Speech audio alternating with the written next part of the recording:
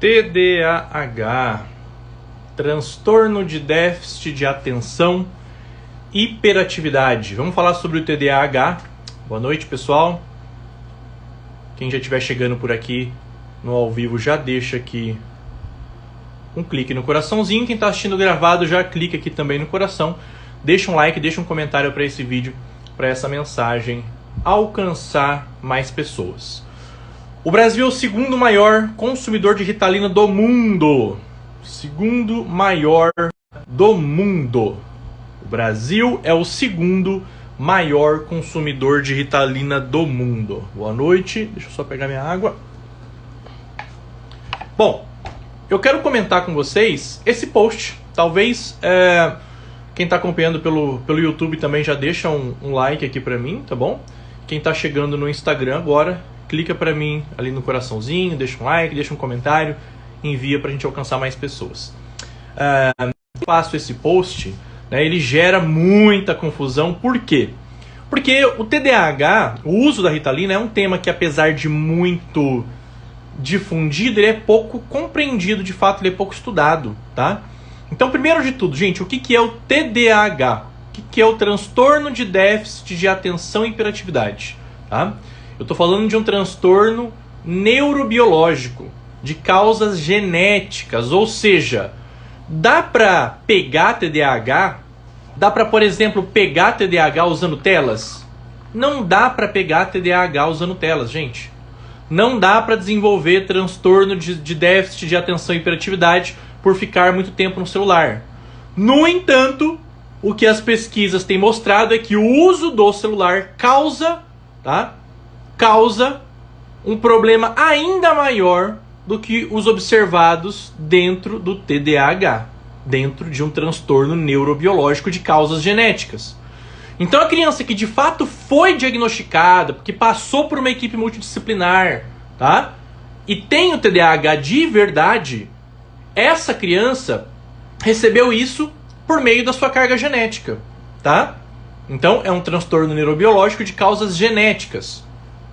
Como que eu identifico de fato o TDAH? Eu identifico o TDAH com a avaliação de uma equipe multidisciplinar, ou seja, não pode ser apenas um profissional, não é um profissional só que vai dizer que a criança tem ou não TDAH e vai passar Ritalina para ela. Não pode. Apesar de que é isso que tem acontecido hoje. A criança muitas vezes sai do neuro com a receita de Ritalina. Tá? Então ela tem que passar por uma equipe multidisciplinar, profissionais da área da saúde, da psicologia, psicoterapia, educação, para avaliar de fato se essa criança tem, tá, esse transtorno neurobiológico, ok? De causas genéticas. Para daí sim, né, a gente buscar o tratamento. E qual é o tratamento para o TDAH? O tratamento para o TDAH hoje, ele é medicamentoso e também psicoterapêutico. Então a criança entra na medicação e vai para a psicoterapia, tá? Agora, uma coisa importante, o medicamento não cura o TDAH. Não cura, não existe cura. O indivíduo que tem TDAH na infância, ele também vai ter TDAH na vida adulta. Não existe cura, ok? Logo, o que eu vou questionar aqui é o uso exagerado e irresponsável da medicalização feita em cima de um diagnóstico, na maior parte das vezes, equivocado. O que gera, aí sim, mais na frente, transtornos de aprendizagem, problemas de aprendizagem gravíssimos na vida da criança. Por que o TDAH ele tende a ser mal compreendido? Porque hoje, o profissional, você que é pai e mãe, você não tem a obrigação de entender, por exemplo, a diferença entre um problema de aprendizagem e um transtorno de aprendizagem. Você não tem obrigação. Nós, professores, temos, tá? A gente tem que entender o que é um transtorno de aprendizagem, o que é um distúrbio neurológico e o que é um problema de aprendizagem. Ok? Um problema de aprendizagem, basicamente, é algo ocasionado aí por falta de rotina, excesso de uso de telas, falta de rotina em casa, método ruim, professor ruim, escola ruim, falta de organização, ok? Um transtorno de aprendizagem, aí nós estamos falando de algo ligado ao cérebro, né? Fiquei sem uma iluminação aqui do estúdio. Aí eu tô falando de algo que vai precisar sim de um acompanhamento médico, tá? Mas não vou entrar nisso aqui agora. Então sim, de fato, existem crianças que precisam da Ritalina, Mas a Ritalina não cura nenhuma criança. Mesmo depois do uso da Ritalina, a criança precisa de um bom método, de um bom professor, tá? De um bom psicoterapeuta, ou ela não avança. Ou assim que ela deixar a Ritalina, tá? Os efeitos mais severos desse transtorno voltam para o comportamento dela. E voltam ainda piores, que é o que a gente chama de efeito rebote. E aí, essa aqui é a capa do post, né, que eu falei pra vocês. Deixa eu escolher aqui, deixa eu pegar aqui a continuação. Isso aqui é a legenda do post que eu coloquei, olha lá. Então, sobre o Brasil ser o país número 1 no mundo em uso de Ritalina. Pessoal, eu uso as informações e também a sátira de um desenho para chamar a sua atenção para o fato que é real. Não é o professor que medicaliza o aluno, mas ele é o primeiro a encaminhar ao identificar uma necessidade. Então, eu chamo sim a atenção dos professores, a minha atenção, tá? Eu sempre me cobrei muito isso nos 10 anos que passei em sala de aula, porque não sou eu que medico o aluno, mas o professor com uma fala distorcida, e muitos o fazem, já chegam no pai e na mãe, o pai e mãe, procura um neuro, seu filho precisa de Ritalina, seu filho tem TDAH. Quantos relatos eu ouvi de colegas nesse sentido ali na frente da porta da sala de aula, em reunião de pais, fazendo esse tipo de indicação. Isso é irresponsável. O professor não é culpado, a gente não é culpa, mas há uma responsabilidade muito grande no nosso trabalho ali em sala de aula. E você que é pai e mãe, se pega essa mensagem do professor, você como preocupado com o filho, é óbvio que você vai correr para um profissional já com esse comentário. Olha, a professora disse que provavelmente ele tem TDAH. A professora disse que alunos assim com o mesmo comportamento que o dele tomaram Ritalina e ficaram mais calmos. Ficar mais calmo não é sinônimo de aprender. Então a Ritalina torna o trabalho do professor mais fácil, mas não torna o aluno um aprendiz melhor. Ok? Isso é importante. Continuando. E sim, é óbvio que existem casos em que a medicalização infantil é necessária.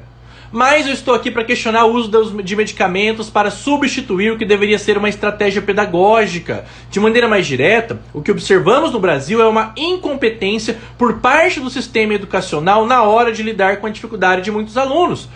E essa incompetência tende a ser preenchida com medicamentos. O Brasil é o segundo maior consumidor da droga, junto com isso temos resultados estatísticos catastróficos na nossa educação. A gente está entre os últimos do mundo no ranking do PISA. 73% das nossas crianças chegam analfabetas funcionais ao final do ensino fundamental e 83% dos adolescentes saem do ensino médio analfabetos funcionais, tá? Então, é uma questão de causalidade, causa e efeito, entendem? Mais uma vez, existem casos, mas aí entra no que eu disse ali no próximo parágrafo. Olha lá, o que observamos é que quando o aluno não aprende é porque ele tem algum problema. E a medicação em algum momento é sugerida. Eu, enquanto professor, sempre senti que dizer para a família que eu não sei ensinar, então é melhor medicar o aluno, é assinar um atestado de incompetência, né? Mais uma vez, existem casos, no entanto, o que as pesquisas evidenciam é que, olha lá, perdão, me perdi aqui, é que o Brasil banalizou o uso do medicamento. O aluno é agitado? Ritalina. Não aprendeu no tempo da professora? Ritalina. Fala demais? Ritalina. Lembra que a escola existe para ensinar tudo para todo mundo ao mesmo tempo e do mesmo jeito. Alunos que aprendem mais rápido ou alunos que aprendem mais devagar são taxados. Entende? Porque a escola, mais uma vez, ela existe para ensinar tudo para todo mundo ao mesmo tempo e da mesma forma. Ok? Enfim, para que a gente estuda? Cadê a didática, o método? Porque, mais uma vez, por se tratar de um transtorno neurobiológico de causas genéticas, o medicamento não cura, Ritalina não cura o TDAH, não existe isso. Esse medicamento vem, faz um efeito na cabecinha da criança, que também é acompanhado por um psicoterapeuta e facilita o trabalho pedagógico. Mas se eu tolo a criança de remédio, ela é acompanhada por um psicoterapeuta e eu não tiver um bom método de alfabetização, um bom professor, a criança não aprende do mesmo jeito, gente. Ela vai continuar não aprendendo, tá? A criança continua não aprendendo. Então não adianta dar o medicamento se a criança não tem um bom professor. Então, aí sim eu volto, aí eu tenho que jogar a responsabilidade para nós professores. Porque daí a outra parte é nossa. O medicamento, mesmo para as crianças que precisam, não vai curar criança nenhuma, tá? Aí na continuação aqui, ó, peguei a imagem errada, eu finalizo ali, né? Olha lá. Outro fator é que a Ritalina, ela contém ali o metilfenidato, que age no cérebro, facilitando a circulação da dopamina, neurotransmissor responsável pela excitação do sistema nervoso central. Então facilita sim, pode facilitar o processo de ensino, o processo de aprendizagem, de assimilação, tá? De duplicação dos neurônios, no caso da criança que de fato tem esse problema genético, tá? As que não tem, ela vai ter o seu comportamento agravado. Então, pior do que os efeitos no seu filho durante a utilização do remédio é o resultado quando o remédio é retirado. Mais uma vez, se o remédio não cura e o professor não é bom, a criança não aprende. Aí quando eu retiro o remédio, o que acontece? Em outras palavras, a criança fica viciada. Logo, mesmo após o devido acompanhamento médico para o desmame do remédio, o acompanhamento pedagógico precisa ser eficiente. Enfim, na dúvida, procure ao menos 3 profissionais com visões diferentes e tire suas próprias conclusões. Tá claro, gente? Tá claro? Tá? Quem tá no YouTube aqui pode, né, comentar pra mim se tem algum caso nesse sentido. Quem tá no Instagram também. Quem tá no Instagram que chegou agora, deixa eu nunca lembro, no YouTube é de um jeito, no Instagram é de outro. Deixa um coraçãozinho ali, encaminha a live. Quem tá no YouTube, deixa um curtir também. Quem tá assistindo depois, comenta, deixa um comentário, encaminha, curte. Então o Brasil banalizou sim. Nós, professores, não somos culpados, mas nós temos uma grande responsabilidade, porque ainda que com a medicação e acompanhamento psicoterapêutico, o resultado final é de responsabilidade do professor, da equipe pedagógica. Agora, não precisa vir me dizer que o professor é sobrecarregado, que ganha mal, que não tem estrutura, muitas vezes não tem auxiliar. Eu sei disso, tá? É por olhar para essa realidade que depois de 10 anos eu pedi exoneração da escola, da universidade e vim fazer o meu trabalho privado, porque eu não acredito nesse sistema de ensino. Eu queria fazer melhor. Agora, se você ainda está aí, não é tua obrigação fazer melhor. Você decidiu permanecer. O discurso vitimista na sala dos professores não vai ajudar a criança que está com problema e que não está aprendendo. Não vai orientar melhor a família que está sem rotina. Aí eu vou para alguns comentários, né? Aí eu fiz esse post. Alguém aqui viu? Vocês viram esse post que eu fiz? Vocês viram? Quem que viu esse post? Aí eu recebo esse tipo de comentário toda vez que eu falo de TDAH. Vai ser rápido aqui, gente. Olha lá, então aí uma colega professora comenta. E é claro que é sempre culpa do professor. Olha a vitimização, gente. Não é culpa, mas a responsabilidade final é nossa. É nossa. Nunca dos pais que deixam a criança 100% do tempo em casa na TV. Gente, pelo amor de Deus, se tem alguém que chama atenção e a responsabilidade dos pais, que manda o homem, o pai assumir o papel de homem, o papel de pai, sou eu. A mãe assumir a maternidade e parar com esse feminismo barato, sou eu. Tá? Então, homens, sejam homens, mulheres, assumam a maternidade da sua casa. Dá um pé na bunda do feminismo. Assumam com gosto, sem vitimismo, a maternidade da sua casa. E eu tenho pesquisa, eu tenho livros publicados sobre isso. A criança, o tempo de atenção da criança varia de 3 a 5 minutos por ano de vida. A criança que passa 1 horinha por dia na TV e no celular, ela já tem esse tempo reduzido pela metade. Aí ela não vai aprender mesmo. Aí sabe o que acontece? Ela não aprende, fica agitada, o professor encaminha, chega no neuro, Ritalina. Por quê? Os efeitos do uso prolongado do celular geram uma série de sintomas muito parecidos com o do TDAH. E aí eu tenho um monte de criança medicada, quando na verdade só precisava de limite, rotina em casa, limite, rotina e um bom professor na escola. Mas isso tá escasso. Gente, eu tô jogando pra mim e pras famílias. Ok? Então, mais uma vez, professor, é a realidade. Não dá pra se vitimizar, né? Não gosto, tem que buscar e fazer como eu. Vou fazer melhor, vou fazer fora daqui. Para quem acompanha profissionais que ensinam sobre temperamentos, sabe que muitas crianças sanguíneas estão sendo diagnosticadas com TDAH. Então eu olho para o comportamento, para a personalidade de uma criança, né? E hoje facilmente eu encaminho ela e consigo um diagnóstico de TDAH para essa criança. Ok? Tá muito fácil de acontecer isso. Tá muito fácil. Aí por último aqui, ó. A medicação Ritalina deixou a minha filha com reação tardia, demora para responder. Eu falava com ela e era como se ela estivesse fora do corpo. Por que isso aqui acontece com muitas crianças? Sabe por quê? Porque provavelmente é uma criança que foi medicada e não tem o tal do transtorno neurobiológico. Tá? Eu tô falando de um problema neurobiológico que vem de onde? De causas genéticas. Aí quando eu pego esse remédio e dou para uma criança que não tem esse problema, tá? Que não tem esse problema, acontece isso. Ou ela vai ficar lesada, dopada, ou ela vai ficar ainda mais hiperestimulada. Ok? E qual que é o maior problema? Depois de um tempo, a família não vê efeito, tira o remédio, a criança fica pior, porque aí é o que a gente chama de efeito rebote. Ela vai ficar ainda pior, pessoal. Tá? Então, esse é o meu grande problema com a Ritalina, esse é o meu grande problema com um número descontrolado de diagnóstico de TDAH, de transtorno, tá? De transtorno de déficit de atenção e hiperatividade. Ok? É isso que eu preciso que vocês entendam. Então, mais uma vez, o que é o TDAH? É um transtorno neurobiológico. De onde vem? Ele vem de causas genéticas. Ninguém pega TDAH. Ou tem ou não tem. E quem tem vai ter para sempre. Ok? Como que eu trato? Em casos onde de fato há esse problema genético, existem casos que sim, precisam da medicação. É muito pequeno o número de casos que de fato precisam. Junto com a medicação eu preciso de um acompanhamento psicoterapêutico, tá? Mas o remédio nenhum cura, não existe cura. A criança depois do remédio precisa de um professor eficiente que ensine ela. Sem método eficiente, sem professor eficiente, a criança vai ficar mais calminha e não vai aprender do mesmo jeito. Ok? Aí, mais uma vez, responsabilidade dos pais e dos professores. Pais, mães, mais uma vez homens, assumam a paternidade da sua casa. Mulheres, assumam a maternidade. Ok? O celular e a televisão deveria ser proibido antes da criança concluir o processo de alfabetização. Tua criança não está lendo ainda, não deveria estar utilizando telas.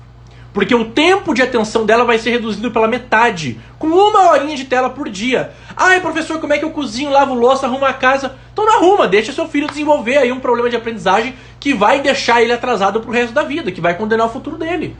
Gente, antes a criança chorando, entediada, brincando sozinha, do que ela dopada no futuro, do que ela literalmente uma analfabeta funcional, que não vai se colocar no mercado de trabalho, que não vai se desenvolver e que vai ser um fardo pra você no futuro. O que você prefere? É a realidade, gente. O fato da sua vida ser difícil não desmente, não tira a verdade do problema que é o uso de telas. Não tira. Entendem isso? Não tira. Então existe sim a responsabilidade dos pais, a culpabilização dos profissionais incompetentes que estão medicando esses alunos à revelia, e a responsabilidade sim do professor, porque o remédio não cura. O remédio auxilia no equilíbrio ali dos hormônios para que essa criança se concentre e o professor com um bom método ensine. Se o professor não tiver um bom método, pode todo mundo caminhar direitinho ali. A criança não aprende. Quem chegou depois, no YouTube ou no Instagram, clica aqui no coraçãozinho, deixa aqui um comentário. Tá? Quem está assistindo a gravação, deixa um comentário, curte, envia, me ajuda a levar essa mensagem para mais pessoas. Quem está no Instagram, deixa um like, tá bom? E quem perdeu, assiste do começo, eu garanto que vai valer a pena, tá? Eu trouxe insights bem bacanas aqui pra vocês, vai valer a pena essa mensagem que eu trouxe aqui, tá? Pra vocês compreenderem um pouquinho mais o que é esse uso descontrolado da Ritalina, o que é o TDAH, tá? E qual é a melhor forma de eu encaminhar. Pessoalmente agora, pra fechar, pra acabar aqui, se um dos meus 18 filhos que eu pretendo ter aí, além dos 3 que eu já tenho, se eles, vamos supor que algum dia algum profissional diga que ele tem TDAH, tá? Qual seria o meu procedimento? Eu medicaria? Eu daria medicamento pro meu filho? Jamais. Eu não utilizaria medicação. Eu não estou dizendo que você tem que fazer isso. Não estou dizendo você que tem que fazer isso. Eu estou dizendo que, diante das evidências científicas, tá? Eu tenho que entender que o remédio não cura. Trata-se de um problema genético. Eu preciso de um bom acompanhamento, de um bom ensino. É isso que resolve. Rotina, disciplina, organização, método e psicoterapia. É isso que vai ajudar essa criança a desenvolver autocontrole diante dos gatilhos que ela tem com o TDAH de fato. Tá? É assim que... Esse seria o processo mais eficiente. Mas dada a sociedade que a gente tem, onde o pai não está conseguindo ser pai, a mãe não está conseguindo ser mãe e o professor não consegue ser professor, é mais fácil medicar. Infelizmente. Espero que vocês tenham gostado. Quem perdeu, assiste do começo, tá? Vai valer a pena. Fica a mensagem. Deixa um like aqui pra mim. Deixa um comentário se você está assistindo depois. E que Deus abençoe vocês, gente. Tchau, tchau.